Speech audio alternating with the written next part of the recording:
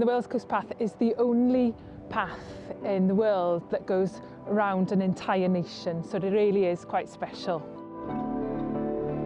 It's not just a coastal path, but it's also a cultural landscape, it's a working landscape, and you'll get to meet a number of characters along the way.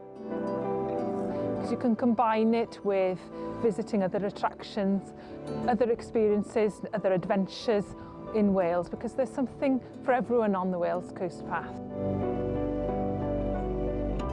And I think there's a great opportunity for us to work with other partners to create really interesting new packages for Wales, so that people can come to walk, enjoy cultural experiences, enjoy culinary experiences, and immerse themselves in Wales and all we have to offer.